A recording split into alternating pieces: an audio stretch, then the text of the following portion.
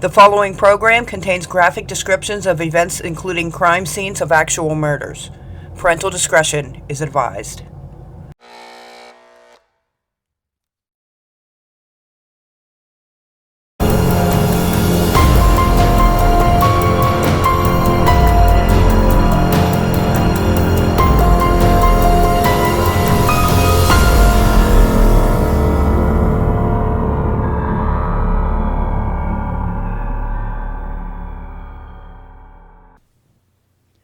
Richard Ramirez terrorized the residents of Los Angeles and San Francisco between June of 1984 and August of 1985.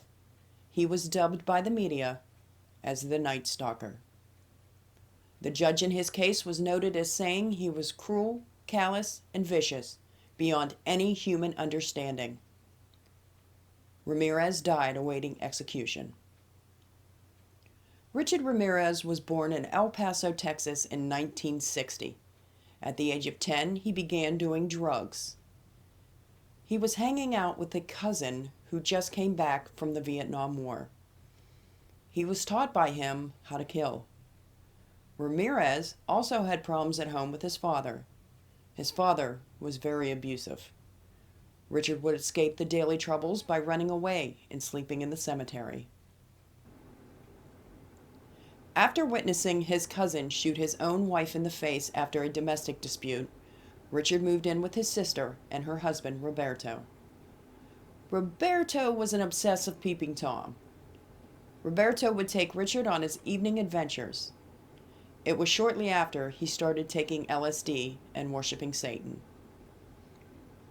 Ramirez had a job at a local hotel in high school until he was caught trying to rape a woman in one of the rooms. Ramirez then dropped out of high school in the 9th grade and immediately moved to California. On April 10, 1984, Ramirez murdered a 9-year-old girl in the basement of a hotel he was living in. He raped, beat her, and stabbed her to death. Then in June of 1984, a 79-year-old woman was stabbed, her throat slashed to the point she was nearly decapitated. Ramirez's fingerprints were found at the scene. Then in March of 1985, Ramirez attacked a 22-year-old woman. He shot her in the face with a handgun. She survived, but her roommate did not. He shot the roommate in the face as well. Just an hour later, he pulled another woman out of a car and shot her twice in the head. Then in March of 1985, at 2 a.m., Ramirez entered another home and shot the sleeping homeowner in the head and killed him. The homeowner's wife awakened from the shots, pulled out a gun, but it was unloaded. When Ramirez learned that it was unloaded, he got mad and then went to the kitchen to get a large carving knife. He stabbed her multiple times and then took out her eyeballs. He placed them in a jewelry box on the dresser. Ramirez had left footprints in the flower beds in front of the house when he was leaving. 2 months later, another home invasion. This time, Ramirez shot the homeowner and then raped the homeowner's wife just before ransacking the home for valuables. Almost 2 weeks later, Ramirez stole a car and drove to Monrovia, California. There lived an 83-year-old woman and her 81-year-old sister. He hit them in the head with a hammer and then shocked them with electrical cords. They both were alive when they were found. One of the ladies, unfortunately, died a few days later. The day after this attack, Ramirez drove to Burbank and invaded the home of Carol Kyle.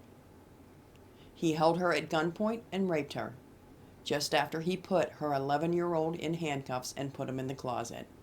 He then ransacked the house for valuables. Before leaving, he got the child from the closet and tied the two together. In the second home, he was unsuccessful in retrieving any valuables. The wife had told Ramirez that they just didn't have any. He made her swear to Satan that she was not lying. In the month of July in 1985 alone, there were 4 more home invasions, using weapons ranging from butcher knives to machetes. most of the victims sleeping, some of them not.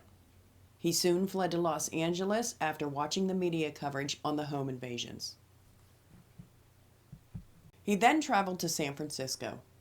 During another home invasion, this time after shooting the husband and sexually assaulting the wife, he used lipstick to draw a pentagram on the bedroom wall.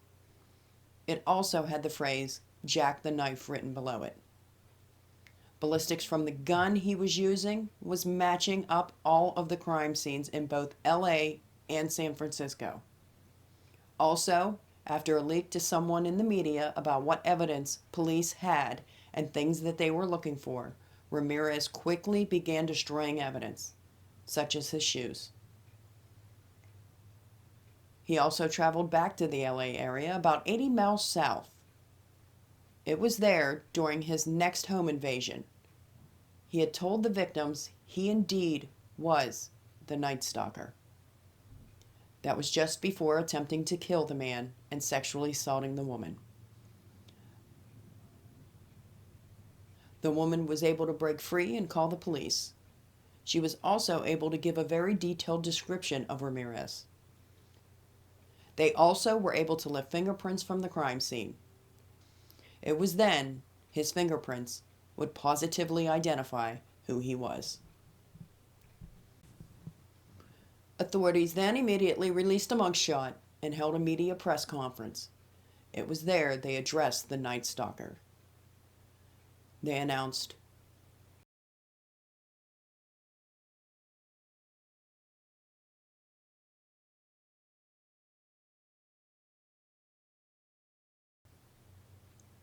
and then on August 30th, 1985, Ramirez took a bus to Tucson, Arizona. He stopped at a convenience store. He was spotted by a group of elderly Mexican women. They identified him immediately. It was then a group of citizens chased him down and beat him until the police arrived and took him into custody. During his court appearance, he raised his hand up for the jury to see. On his hand was a pentagram drawn on it. He also yelled, "Hail Satan." Then on September 20th, 1989, Richard Ramirez was convicted of all charges: 14 burglaries, 5 attempted murders, 11 sexual assaults, and 13 counts of murder. At that time, that was the most expensive trial in California history. During his time on death row, he had gotten married, filed a number of appeals, and failed to get a retrial. Psychiatrists also administered tests in which he scored a 31 out of 40. They labeled him a primary psychopath. Ramirez spent a total of 23 years on death row. He died of lymphoma. He also had hepatitis C. In the courtroom during his sentencing, the press had swarmed him with questions. They asked him what he thought about him getting the death sentence. Ramirez's reply was, "Big deal. Death always went with the territory. See you in Disneyland."